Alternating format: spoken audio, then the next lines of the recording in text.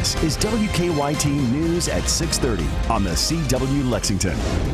Good evening. I'm Sam Dick. Welcome to WKYT News at 6:30 right here on the CW Lexington. Jennifer Palumbo is off tonight. Trending right now, dash cam video showing a woman fighting off a deer. The woman says she hit something while driving down a road, and when she opened the door to see what it was, she says the deer jumped in the door and attacked her. That story is the most clicked on right now on WKYT.com, followed by a Lexington daycare worker cited over a smack for snack game, and the Danville Police Department search for a missing woman. Now here's what we're following right now at 6:30. Tragedy striking an eastern Kentucky family this morning. A fire took the lives of twin boys. WKYT Sabira Rayford has more details on that fire coming up. I paid over $50 today, and about a week ago I paid around $35, so it's gone up considerably. Kentucky drivers pretty frustrated and disappointed after waking up to see gas prices have spiked. Find out why prices have gone up and how long until they may go back down. And listen to this, if you haven't already seen it. Wedding bells ringing at the Big Blue Madness campout today at Memorial Coliseum. Monique Blair will join us from there to talk about the happy couple and the huge wedding party. Can you imagine? They'll never forget that. They will not. They didn't have to worry about, the old saying, something blue, I guess. Yeah, they had it. Somebody asked, where'd you get married? Well, I got married at Memorial Coliseum in front of hundreds of people, and I was dressed like this in my blue jeans, and we made it happen. What'd you do on your honeymoon? We got front row seats to the madness. Yeah, because tickets aren't handed out till 10 tonight, so they got to stick around for that. The weather, for those people that were intense the last couple of days, they had a lot of rain to deal with. Today, probably got away with being somewhat dry, right? They did, and right now, as we head into the evening, Sam, it's changing again.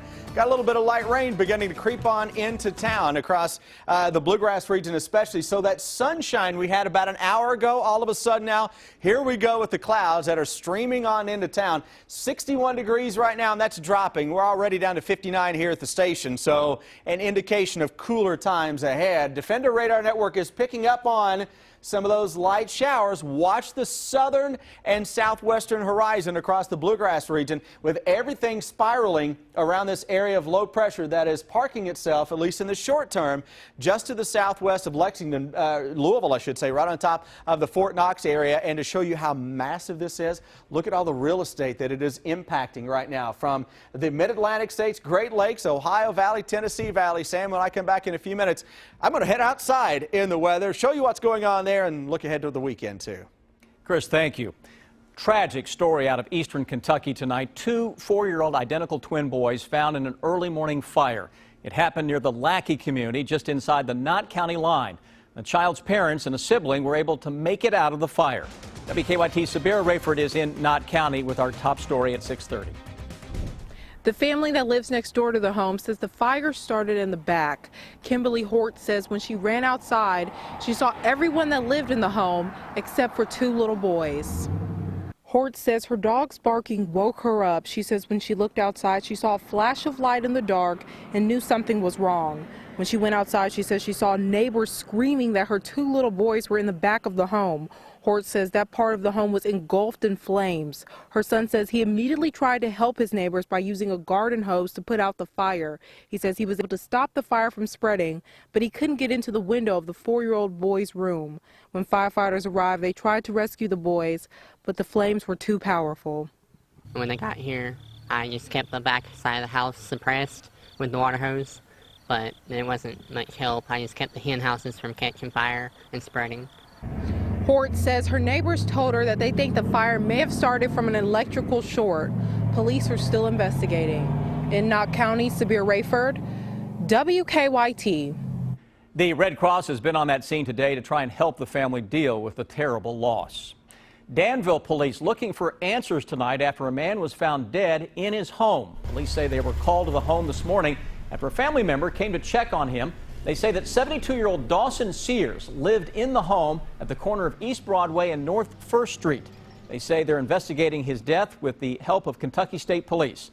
Danville Police Chief Tony Gray cannot say whether they suspect foul play. We really do not know, or we don't have any idea on his cause of death at this time. So I can't really comment or speculate on anything like that. I don't think there's anything for neighbors to be concerned about, but like I said, we are very, very early in this investigation. And police officers remain on that scene. Winchester police are stepping up patrols in a popular spot for walkers in Clark County. A woman reported an attack by a man wearing a clown mask. The woman told police she was at a walking trail at the corner of Bypass and Colby Road when the man popped out of a tree and attempted to carry her to a wooded area. They say the woman was able to break free from the man and run for safety. Police say the woman was not treated for any injuries. Hundreds gathering today to say goodbye to a young state police trooper who lost his life in a tragic accident. WKYT's Phil Pendleton talked to those who said Mr. Flynn had a big impact on many people regardless of what he was doing. A procession of police cars brought Mason Flynn on his last journey home. It also brings an end to a week that began with a sudden loss of one life, a young man that accomplished much in just a couple of years. Mason was certainly a man of integrity. He was only 24 years old, but during that time he impacted a lot of people's lives. Dr. Joel Patton counseled Mason and his wife just a few months ago before their marriage. On Friday, he spoke at a farewell service that attracted nearly 1,000 of Mason Flynn's family, friends, and law enforcement brotherhood. A young man to be 24 years old and to have a character like that, it speaks a lot about him and a lot about his love for the Lord. Trooper Flynn was known to be a positive example at all times, even sharing the good news when the job required something much different. He was probably one of the nicest troopers out here that you will meet. He could actually give you a citation and tell you God bless you before he left you that day. Some said Flynn really meant God bless you because he believed that God had blessed him. It didn't always have to come out in his words. He also showed it in his actions. So he didn't leave any doubt in your mind where he was at with his God and who he loved. Whether a grocery store worker, a star linebacker on the football team, or a lawman, many said that Mason Flynn was simply a fine young man. In Pulaski County, Phil Pendleton, WKYT. And Trooper Flynn's family has asked that any donations in his memory be made to the Shop with a Trooper program at the London Post, number 11. Tomorrow will mark another annual Susan G. Komen Race for the Cure in downtown Lexington. Komen, Kentucky volunteers were busy today setting up for the big race. 2 decades ago, the idea to bring the race to central Kentucky was the work of a dedicated group of women who just happened to love running. They say that being part of it, getting it all started, is a gratifying experience. When you see how many women contribute in this community, and that's part of inspiring the next generation, as they can see what, ordinary people have done. The Race for the Cure begins tomorrow at 9 o'clock. The Survivor Parade will take place around 8:30 at the Robert F. Stevens Courthouse in downtown Lexington. You probably noticed Kentucky gas prices taking a 20-cent or more jump, leaving many people asking why the spike and how long will it stick around. AAA rep joins us in less than 3 minutes on WKYT News here at 6:30 on the CW Lexington. And the Wildcats shooting for gold for the 3rd time in a row. Dave Baker talks about this week's game and today's Sports Buzz. If you're planning on doing a lot of driving this weekend, have some extra cash available. That's because gas prices in Lexington spiked more than 20 cents this morning. Newly released numbers from AAA showing that Kentucky gas stations increased prices from $2.19 to $2.39. Now, Lexington drivers are paying more at the pump, and they're not too happy about it. I think all of the pricing's artificial. I think it's just everyone gets together and collaborates and say, hey, let's raise gas prices, and that'll stimulate the economy. I'm not sure if it will or not. I'm sure they're going to stay high until the election. The spike comes after OPEC nations reached a preliminary deal to cut oil production for the first time in 8 years. That immediately pushed up the price of gas overnight. Right now, the average gas price in Lexington is around $2.31 a gallon. We talked to Lila Mason, a representative of AAA Hamburg, to help us break down the news. She says that drivers in Lexington and across the state shouldn't worry about the spike lasting too much longer. OPEC has agreed to limit its oil production to boost global markets. It shouldn't have too much more of an effect locally, as there's a plentiful supply of gasoline here and in Kentucky and in the United States. There's not a real good reason for this increase, so we at AAA anticipates it to be a short-lived one. Generally, the southeastern states are in the middle to the lower gas prices. The east and west coast generally have the higher gas prices simply because their areas are more spread out and it costs more to deliver the gas out there. And you can join the conversation by leaving your comments on WKYT.com or on our Facebook page. Let us know what you think. Mr. Chris Bailey's out in the weather garden on a beautiful night with a look at our weekend ahead. Chris?